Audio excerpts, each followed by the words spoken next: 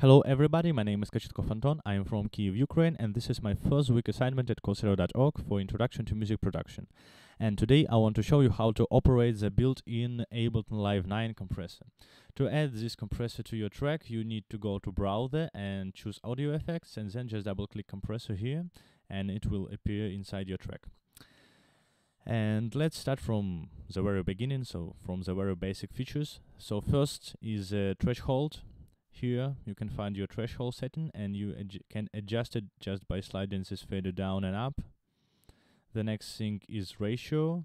You can choose between your input and output ratio from 1 to 1, no compression, up to infinite to 1, so hard limiting.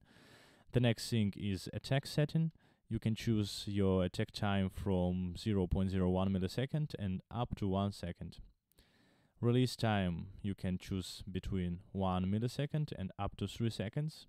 And here we have some nice feature in Ableton Live 9, this auto button. When you enable this auto button, compressor will automatically adjust the release time based on incoming signal. So it's really up to you what to do, to adjust your release time manually or just leave it to Ableton Live.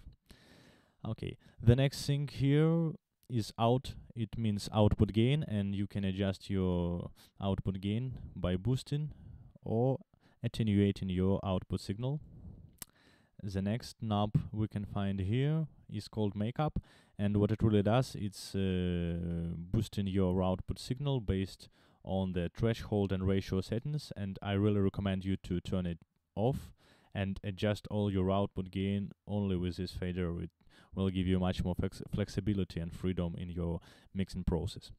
And then Ableton Live can operate in 3 different modes: peak mode, root mean square, or RMS mode, or expand mode.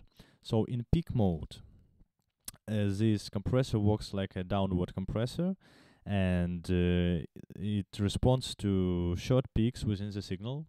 In root mean square or RMS mode, although Ableton Live compressor works as a downwards compressor, and in this mode compressor is less sensitive to short peaks and responds more slowly.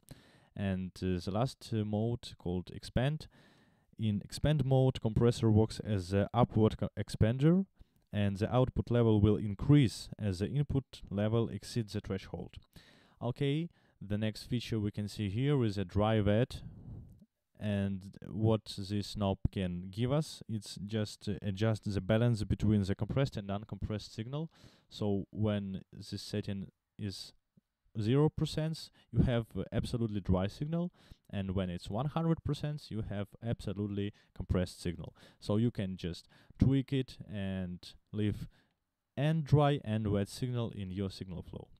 Okay, then we have this knee control here, and knee just adjusts how quickly the compressor responds and their input level approaches the threshold, and you can start from 0 dB like the hard knee, and then soften it a bit up to 18 dBs. So for me it sounds a little bit more natural when it's set to maybe 4 or 6 decibels.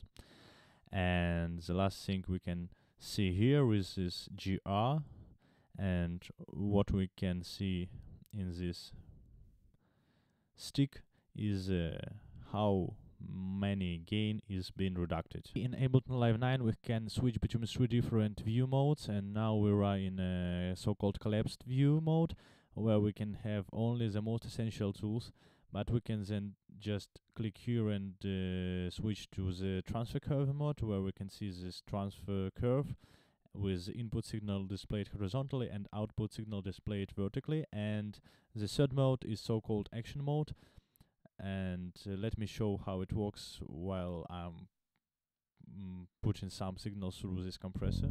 So this is a bass guitar, and here in action mode view you can see the input signal colored gray, and you can follow the gain reduction curve, or you can switch to output and just see what's on output in your compressor.